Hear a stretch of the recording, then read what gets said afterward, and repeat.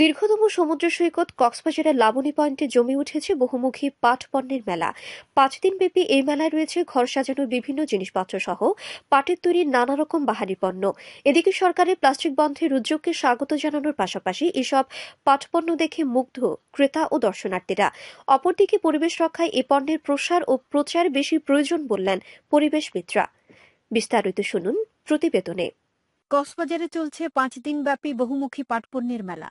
বিভিন্ন নিত্য প্রয়োজনীয় জিনিস থেকে শুরু করে পাটের তৈরি স্কুল ব্যাগ, কার্পেট, ঘর সাজসজ্জার বিভিন্ন জিনিসপত্র, ব্যাগ সহ রকমারি পণ্যের সমাহার ভরপুর মেলার 50টি স্টল।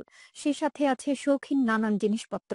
পরিবেশ বান্ধব নানা রকম পাটপণ্য নিয়ে মেলায় হাজির হয়েছেন দেশের বিভিন্ন স্থানের উদ্যোক্তারা। পাট পণ্যের প্রসার বাড়াতে মেলায় আসা জানিয়ে তারা বললেন, প্লাস্টিকের বিকল্পের পাশাপাশি পাট শিল্পতে সৃষ্টি হবে কর্মসংস্থানের সুযোগ।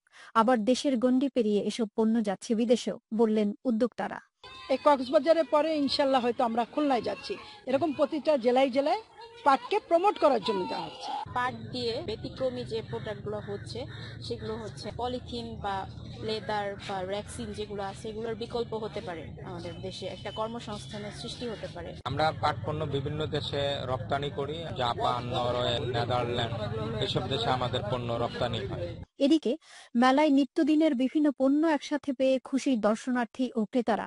আবার পাটের তৈরি এসব বাহারি পণ্য দেখে মুগ্ধও তারা। এছাড়া প্লাস্টিক বর্জনে পরিবেশ বান্ধব পাট পণ্য প্রসারে সরকারের এই উদ্যোগকে স্বাগত জানালেন দর্শনার্থীরা। লাবণী বিচে মেলা হচ্ছে, যে পাট শিল্প নিয়ে অনেকগুলো স্টল হয়েছে, সবগুলো ডিফারেন্ট কালেকশন, সবই অনেক সুন্দর। প্লাস্টিকের বা পলিথিন এগুলোর পরিবর্তে যে পাট শিল্পকে প্রসারের চেষ্টা চালাচ্ছে সরকারের এই পদক্ষেপকে আমরা স্বাগত জানাচ্ছি। এটা আমাদের পরিবেশের জন্য অনেক বেশি উপকার হবে বলে আমরা মনে করি।